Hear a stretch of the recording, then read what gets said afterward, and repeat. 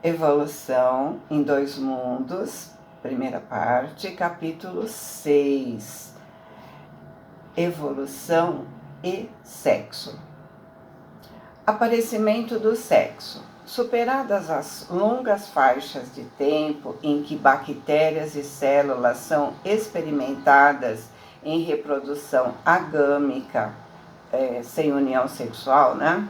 Eis que determinado grupo apresenta no íntimo da própria constituição qualidades positivas e negativas, que são desbloqueadas pelos seus orientadores espirituais encarregados do progresso devido ao planeta. Pressente-se a evolução animal em vésperas de nascer. Bactéria diferenciada. De todas as espécies de bactérias já formadas, uma se destaca nos imensos depósitos de água doce sob o leito rochoso e alonquiano. Pertence a uma era geológica entre o Arqueano e o Paleozoico, Proteozoico. É diferenciada de quantas se estiram sobre a crosta terrestre. Não tem características absolutamente ameboide. Mostra a configuração elipsoidal, como se fosse microscópio bastonete ou um girino. Aqui não falta leve radícula, semelhante à cauda. É o Leptotrix. É uma alga microscópica com características de bactéria, que em miríades, quer dizer, em grande quantidade de individuações, permanece por milhares de séculos nas rochas antigas, nutrindo-se simplesmente de ferro. Quando se desvencilha da minúscula carapaça ferrosa em que se esconde, é instintivamente obrigado a nadar, até que outra carapaça semelhante o envolva. Os instrutores espirituais se valem da medida para impulsioná-lo à transformação.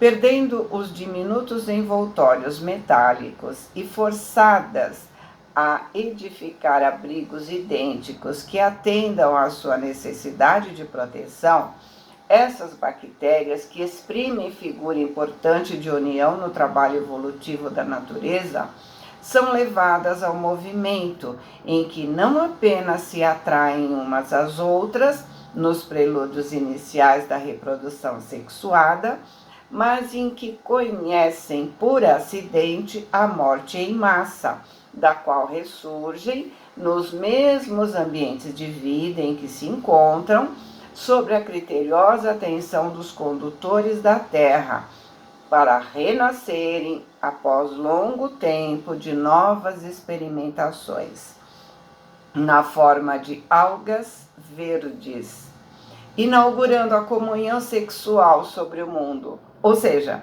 eles nascem, morrem, vão para o plano espiritual e nesse vai e vem, eles vão evoluindo até que renascem como alga verde, que é o primeiro estágio da reprodução sexuada.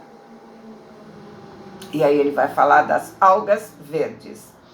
Os biólogos dos últimos tempos costumam perguntar sem resposta se as algas verdes, proprietárias da estrutura particular, descendem das primitivas cianofíceas, algas azuis, de tessitura, quer dizer, de constituição mais simples, nas quais a ficocianina, associada à clorofila, é o pigmento azulado de sua composição fundamental.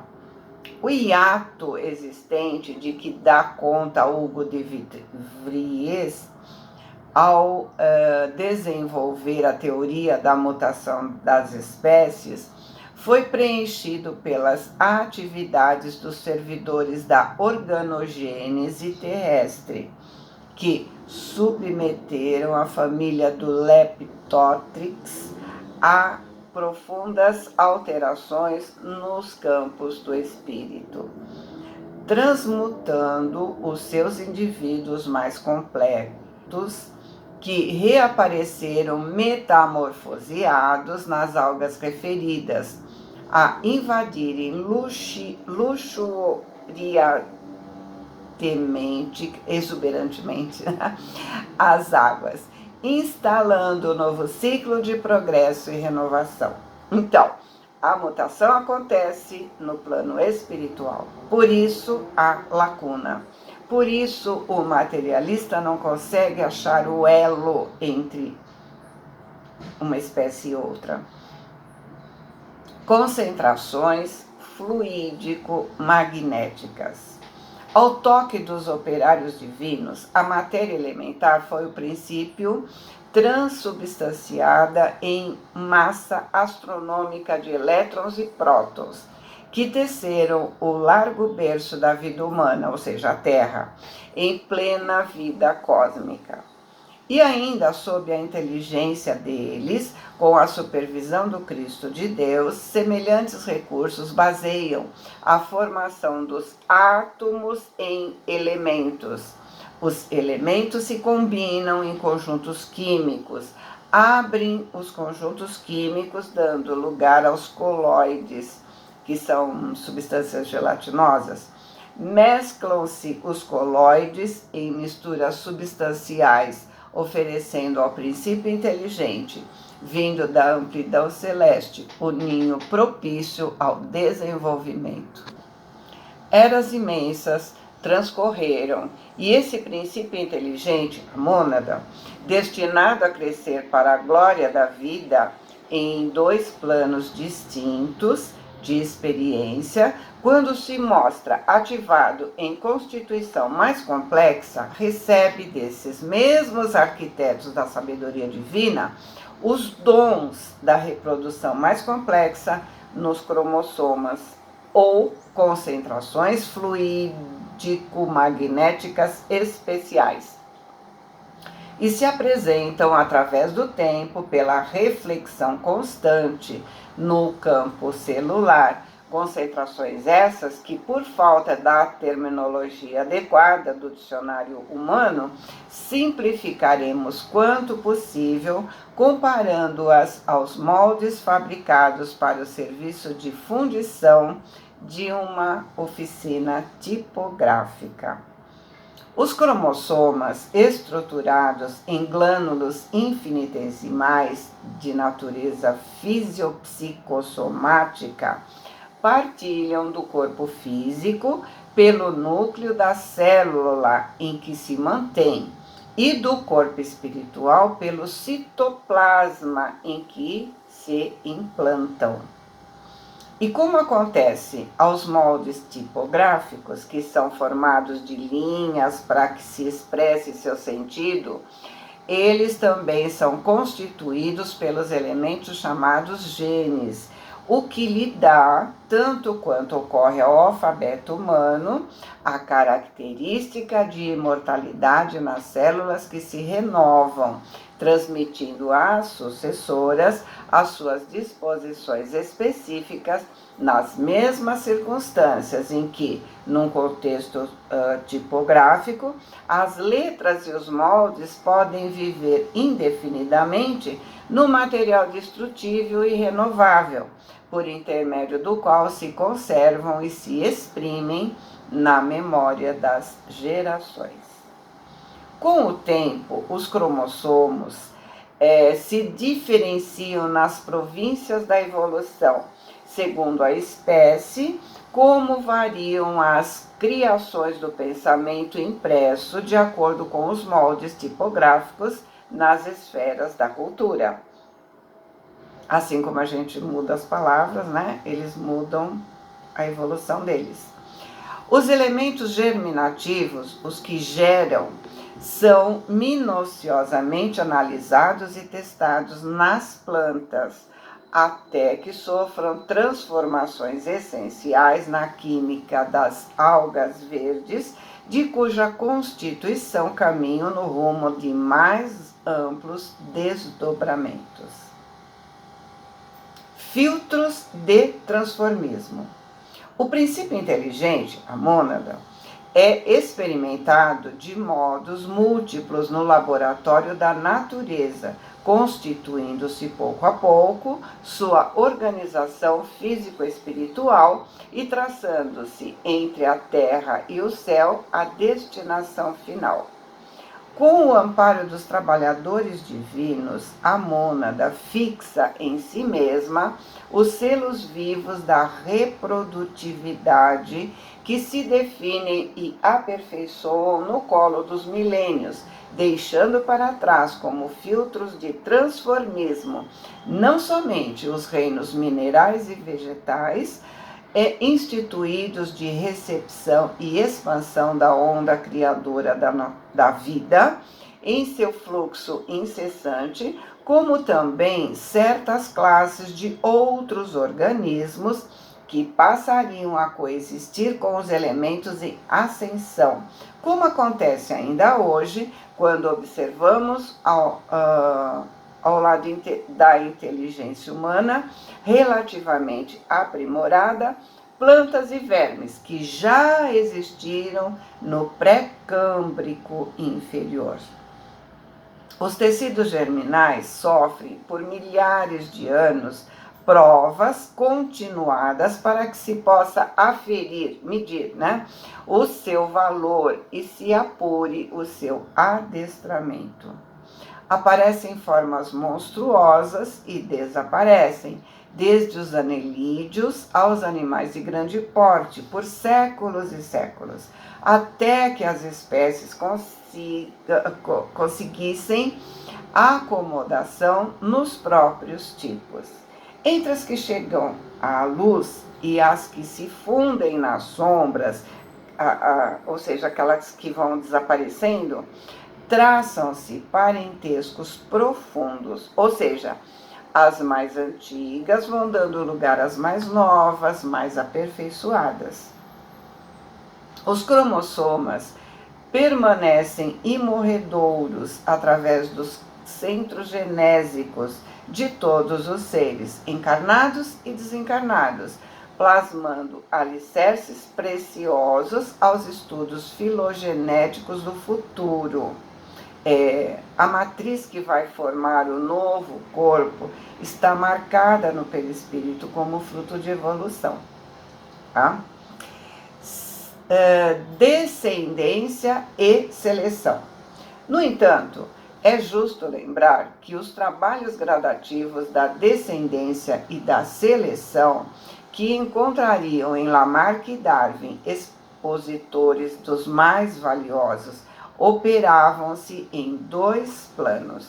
As crisálidas de consciência, as mônadas, dos reinos inferiores, mergulhadas em campos vibratórios diferentes pelo fenômeno da morte, se justapunham às células recentes que continuavam a servi-las, colhendo elementos de transmutação para a volta à esfera física pela reencarnação compulsória, sob a orientação das inteligências sublimes que sustentam nossa caminhada evolutiva, circunstâncias que nos levam a considerar que o transformismo das espécies, como também a constituição de espécies novas, em se ajustando às funções fisiológicas, expansão e herança, se baseiam no mecanismo e na química do núcleo e do citoplasma, em que as energias fisiopsicossomáticas reúnem.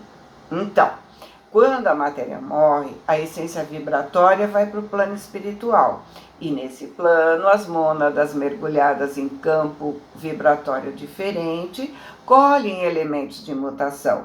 E ao renascerem compulsoriamente, trazendo esses elementos, se enxertam as outras, formando as mutações ou a formação de novas espécies. Nas células, o citoplasma representa a ligação do espírito com a matéria E o núcleo representa a ligação da matéria com a sua sucessão. Por isso ele diz energias fisiopsicossomáticas, ou seja, energia do corpo e do espírito. Genealogia do espírito. Os naturalistas, situados no chão do mundo, os encarnados, desde os sacerdotes egípcios que estudavam a origem da vida planetária em conchas fósseis, até os mais eminentes biólogos modernos, que estão propensos à unilateralidade de observação, compreensivelmente não conseguirão suprir as lacunas existentes no quadro da evolução, apesar de Cuvier, com a anatomia comparada, tenha traçado forma básica, sistemática da paleontologia, que é o estudo da sucessão das estruturas, né? Em verdade, porém, para não cairmos nas recapitulações incessantes em torno de apreciações e conclusões que a ciência do mundo tem repetido à saciedade, acrescentaremos simplesmente que as leis da reprodução animal, orientadas pelos instrutores divinos, desde o casulo ferruginoso do Leptothrix, através da retração e expansão da energia nas ocorrências do nascimento e morte da forma, ou seja, do corpo físico, recapitulam ainda hoje na organização de qualquer corpo humano, na fase embriogênica, que é o período biológico do ovo ao nascimento, a evolução filogenética, que é a herança genética ancestral dos reinos anteriores,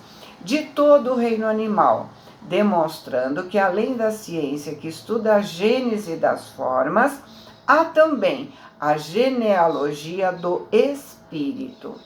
Com a supervisão celeste, o princípio inteligente, a mônada, gastou desde os vírus e as bactérias das primeiras horas do protoplasma na Terra, mais ou menos 15 milhões de séculos, a fim de que pudesse, como ser pensante, embora em fase embrionária da razão, lançar as suas primeiras emissões de pensamento contínuo para os espaços cósmicos. O homem em fase embrionária da razão, ou seja, o homem da caverna, assim que estabeleceu o raciocínio, passou a emitir seus pensamentos para os espaços cósmicos. Então, assim que começamos a pensar, já começamos a emitir pensamentos para o espaço cósmico. Lá no livro